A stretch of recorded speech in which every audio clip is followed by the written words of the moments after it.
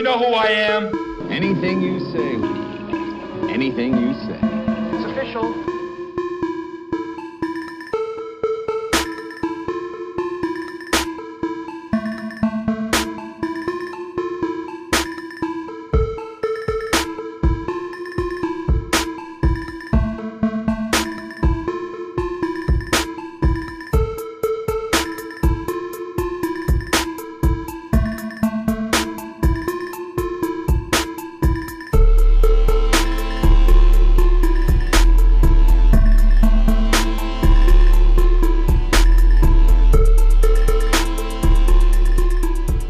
What's up, YouTube? It's your boy Thomas back again with another rendition of Truth Be Told.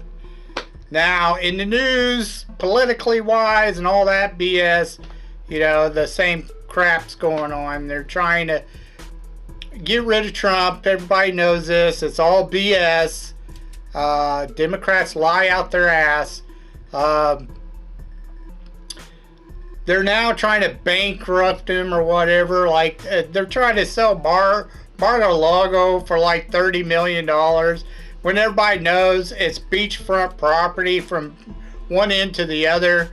It's worth like $1 billion. So they're so full of shit. It's just ignorance. Ignorance. It's dumb. Dumb. Anyways. We know that's going on. I did see something where Elon Musk went down there to the border and showed everyone, you know, the whole, illegal alien crisis, you know.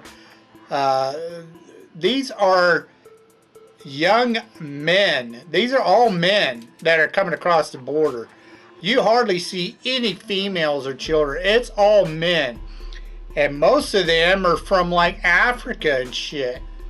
Not all of them are Latino. And then, you know, they want to come up here and put a damper on our resources, our money, not theirs.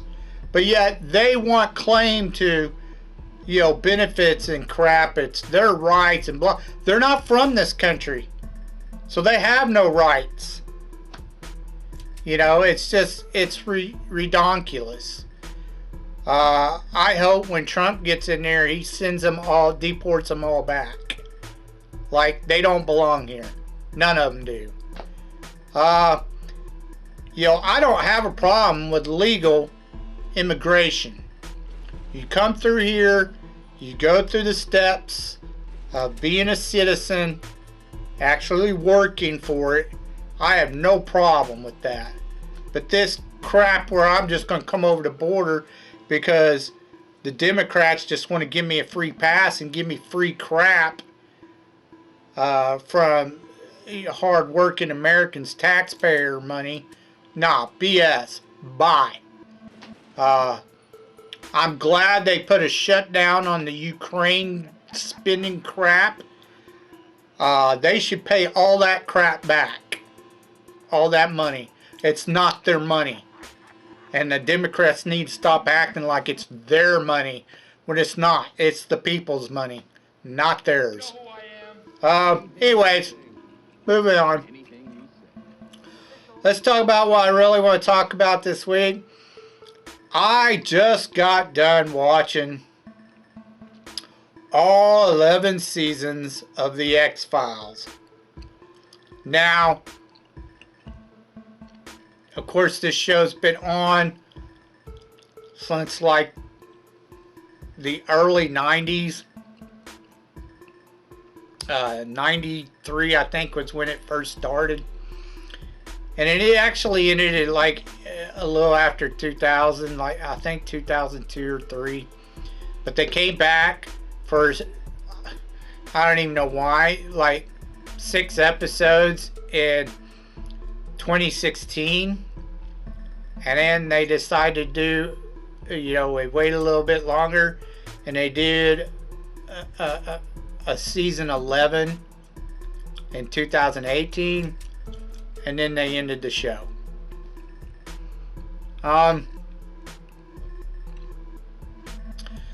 basically the show's about two FBI agents who goes around and they investigate paranormal activity.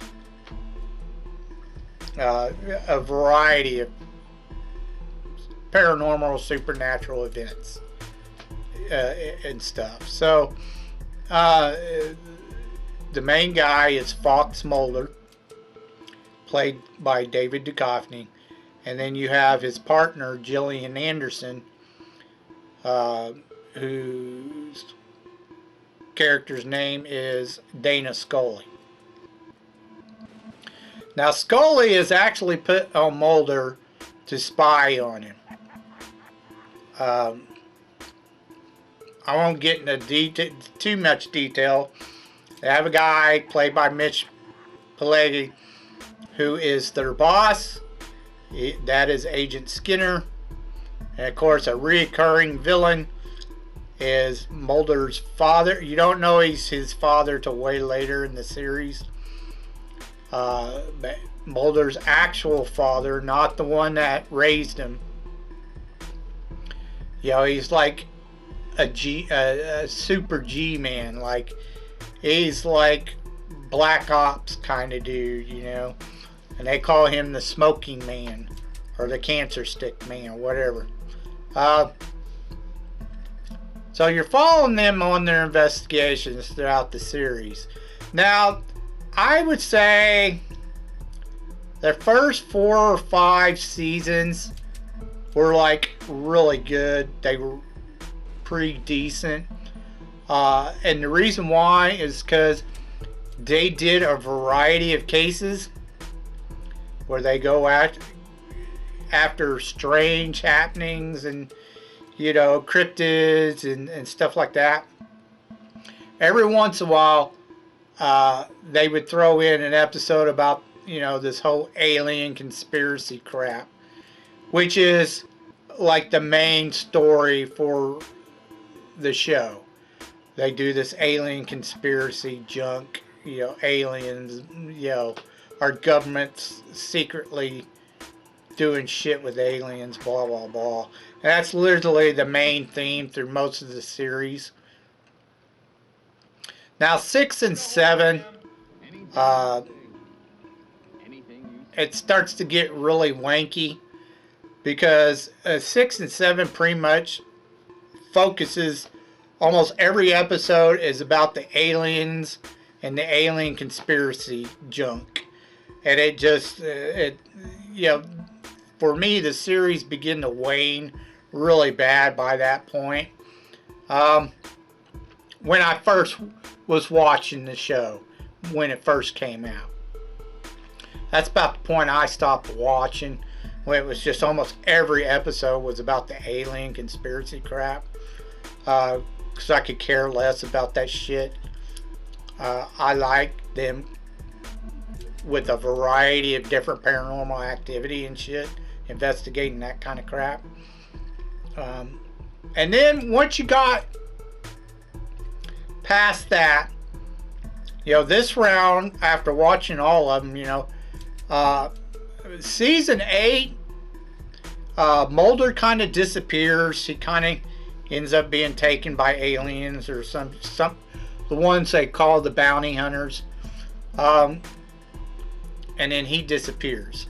Now, he'll show up periodically through seasons 8 and 9, once in a great while in the episodes. But for the most part, he's gone. I think David Duchovny was doing some movies at that time or some crap like that. So he wasn't as active in the show. They introduced Agent Doggett by season 8. And he kind of pairs up with Dana Scully, which is played by Robert Patrick. Now, it actually started getting a little more interesting at season 8 because they kind of laid off the alien thing quite a bit. They started focusing again more on paranormal and supernatural activity, and cases like that dealt with that.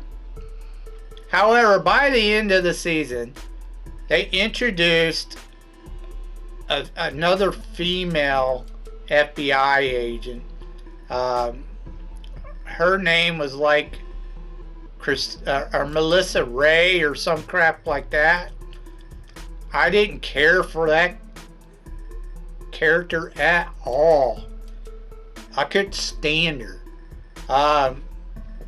She's like this, oh, I'm psychic, you know, I could tell religious crap and blah blah blah. That was her whole spiel at the end of season 8 when they first introduced her. And then in season 9 it was mainly Doggett and her. Mulder was still gone, and they would go and consult with Dana Scully. You know, like they couldn't do the case on their own. They constantly, almost every episode, they were going to her. And Dana Scully was out of the FBI. She was into medical practice and teaching medical doctors. But they would constantly run to her and try to get her opinions on crap, whatever case they were working on.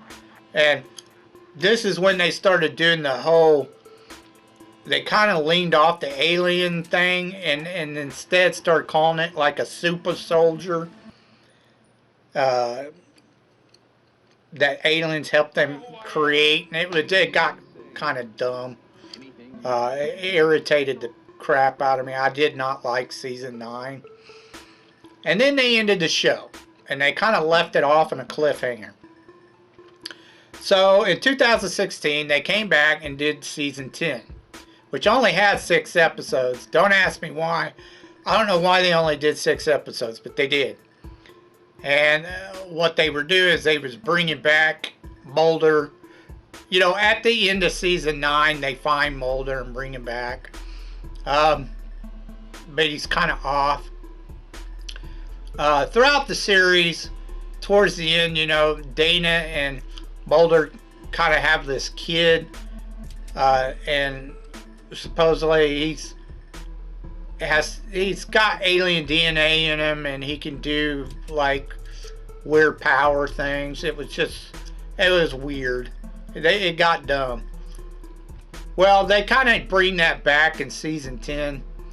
You know, Mulder and Dana show back up together. Apparently they had been in a relationship but split. Now she's ready to be back in a relationship again with him. She starts falling for him again and tells him she's actually ready this time to have a relationship. She broke it off the first time. And they go back to the FBI and become agents. Then they wait a couple years, and in 2018 they do a season 11 where the main story was them trying to find their kid, their son William. Come to find out, Mulder isn't his actual father. The smoking man is, and he raped Scully to have the kid. It just got dumb.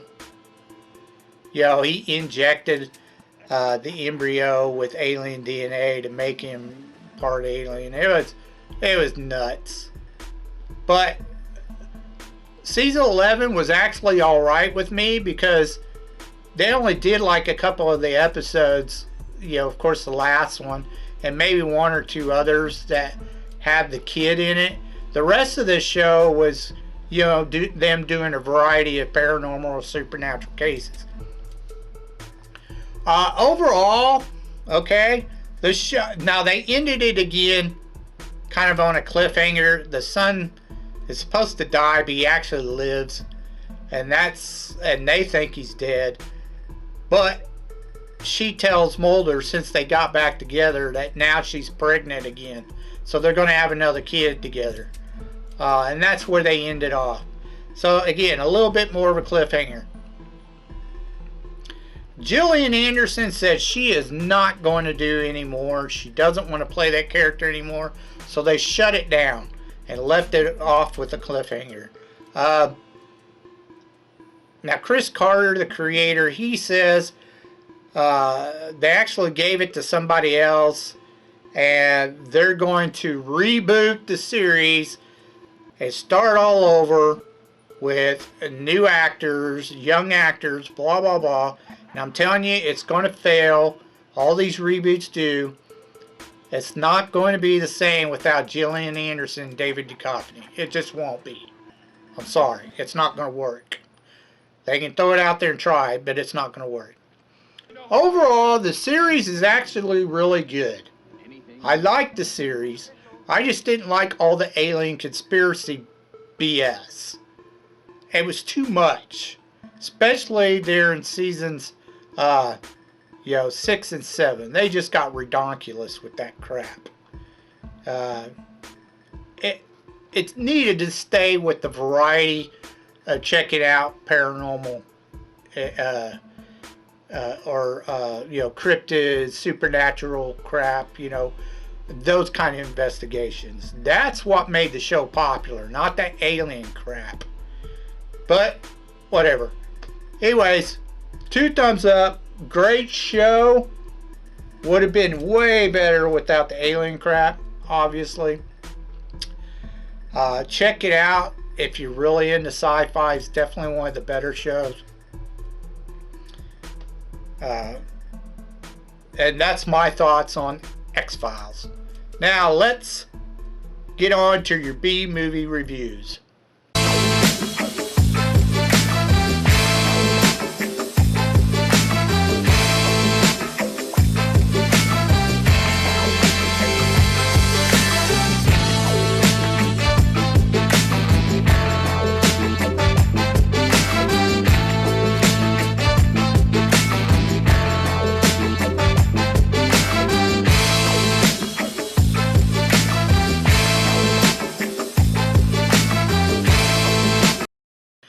Alright, movie holics. Moving on to your B-movie reviews.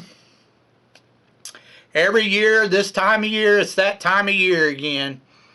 For a month, we do a marathon of reviewing a series of horror flicks. So this month, we are going to check out the Nightmare on Elm Street series, or franchise. We're going to watch them all and give reviews on all the movies this month.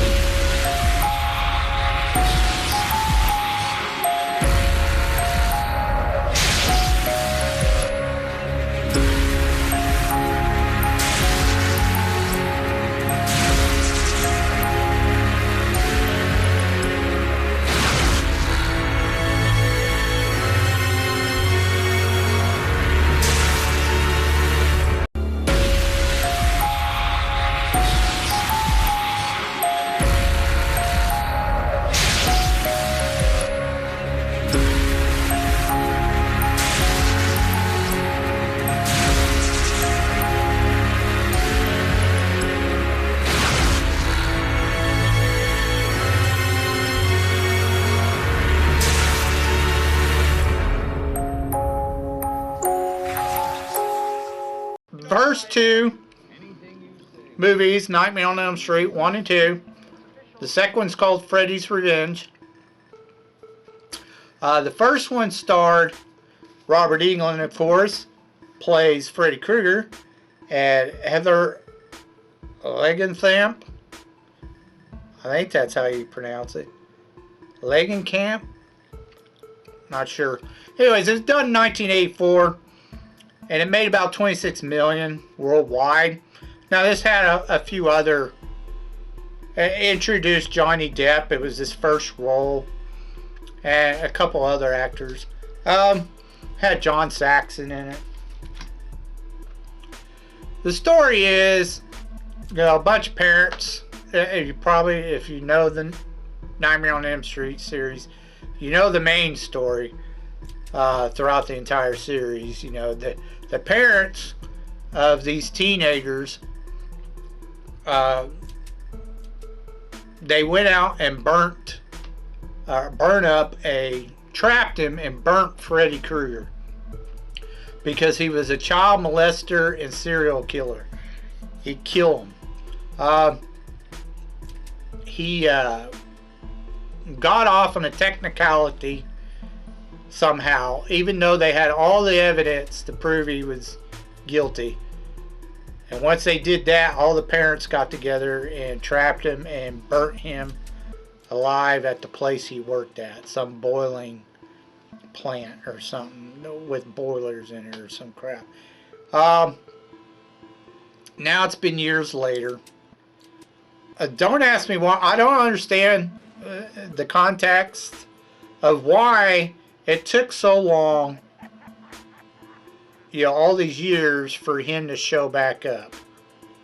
But for whatever reason, he waited all these years, and then he comes back and he starts haunting their dreams, or giving them nightmares, and then killing them off one by one. Nancy, the main girl in the movie, she starts catching on what's going on. Her parents don't want to believe her. Her mother gets killed because she doesn't believe her. And then John Saxon's character, which is her father, he's also like a lieutenant, sheriff, chief, whatever in this town. She knows who she's talking about. She just doesn't believe it because he's one of the parents that killed him. But at the end of the movie, he realized she was telling the truth. Anyway, she claims she knows how to defeat him, and tells him that she helped create him, that she gave him energy to come back, blah, blah, blah. So she's going to take it away from him. And supposedly that sends him back to the dream world, and where he can't bother her anymore, supposedly. So towards the end, she has a dream, kind of a nightmare, with all her friends that he's killed off, including her mother, and obviously he's still around. That's the ending, letting you know he's not gone. He's still there. And then that's the end of the movie. The first one is actually pretty decent. I give it 2 thumbs up. I mean, it's cheesy, but it's a good 80s cheese, horror flick, There is a scene where Nancy is watching TV just before Glenn, Johnny Depp's character, shows up to her house, and she's watching The Evil Dead. I'd never noticed that before, but yeah, she's watching The Evil Dead. I was like, oh wow, she's watching The Evil Dead. That's cool. But anyways, there were a couple of things in there that I was just like, what the? Like I said, I mentioned, why wait so long to show back up and start killing them off? That makes no sense. And then, there were a couple scenes where I'm like, what are you doing, dude? Just, like, she comes walking out of she freaks out in the class in one scene. She goes outside, and she just stands there and kind of like bawls a little bit. Like right outside in front of the school. It made no sense. I didn't get it. But whatever. And, there's one scene where Freddy has, he does this thing where he has like super long arms walking down the alley. And I'm like, why? Because it just does it for a minute or so, and then he's back to being normal. So that didn't make no sense either, but whatever. The only thing I could think of is trying to freak out Tina, the little blonde girl he kills at the first. But whatever. Anyways, good movie. Check it out. This one was written and directed by Wes Craven. So we're moving on to the second one, which is subtitled Freddy's Revenge. This one's a little bit different, and it was not directed by Wes Craven, but Wes Craven did have a hand in writing it. He co-wrote it with somebody else, But it was directed by a different person. Now, the story in this one is you got this kind of new kid on the block. Nobody really knows who he is or anything. He hasn't really made any real friends yet. So he's kind of the, you know, the out kid. But his parents bought the house and moved into it. So Freddy kind of like decides he's going to possess him and then have him kill for him. So he can get souls by having this kid do it for him by possessing him. Now, if you notice, just a couple things real quick. If you notice, in the first movie, the house had a blue door and white. It was blue and white. In the second one, in this one, which is the typical through the rest of the series, Freddy's house is got a red door and a green shutters and shit. That becomes the house after the second one. The first one was different colors. You also notice a trope throughout the series.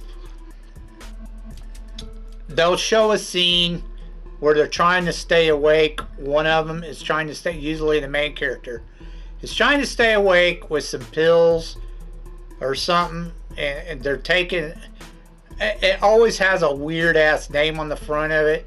I can't remember exactly what it was called in the first one. I've already forgotten.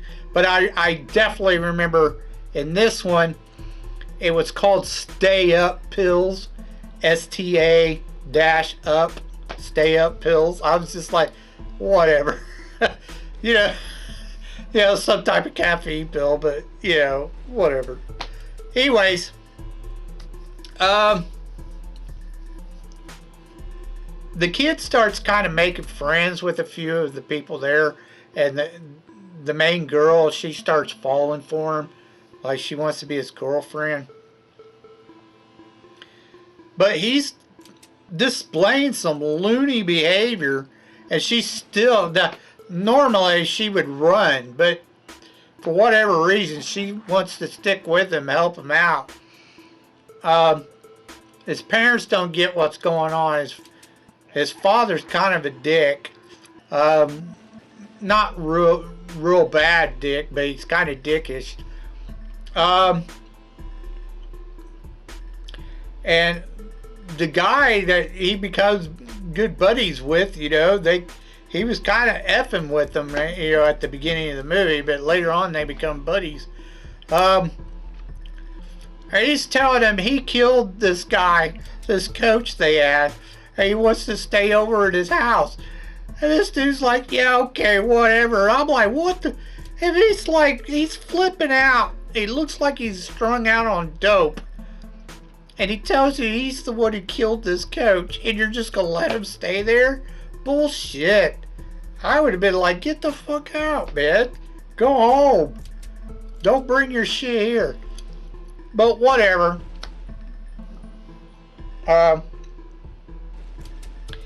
In the end, after he turns into Freddy and kills a bunch of kids at a party, at the end, you know, his girlfriend tracks him down to the Freddy's old boiling plant factory, whatever it was, metals factory. She tracks him down to there, and she convinces him to, you know, push Freddy out, you know, take control of himself, because she loves him, and that's what makes it happen. I'm like, yeah, okay, whatever. So that's the end of that. But at the end, again, he has another nightmare of. At the beginning, he had a nightmare about being on a bus and Freddy's driving the bus. He has it again at the end of the movie, and that's where the movie ends. Is them driving off in that bus and Freddy's driving it. That's the end. Letting them know he's still there. This movie tends to get a lot of hate, and I don't know why, because it's not that bad. I mean, it's not the best in the series, but it wasn't like super horrible. But everyone gives this one a lot of hate. I don't know why. I thought it was okay. It wasn't the greatest, but it wasn't bad. Check it out if you want. I give this one a thumbs up, thumbs down, because it wasn't bad. It wasn't great, but it wasn't that bad. So anyways, those are your first two. We'll get to the next two, which is coming up, my favorite, the Dream Warriors. We'll get to the next two next round, or next week. As before, if you have any comments about or thoughts about what I was talking about earlier in the video, please leave your thoughts down in the comment section down below. I'd love to hear from you. If you can think of any underrated movies or B movies you think I've never even heard of and you want me to review them, please leave your suggestions down in the comment section down below. I'll get to reviewing them as soon as I can. So until next time, I told you be told the truth, and you just been told.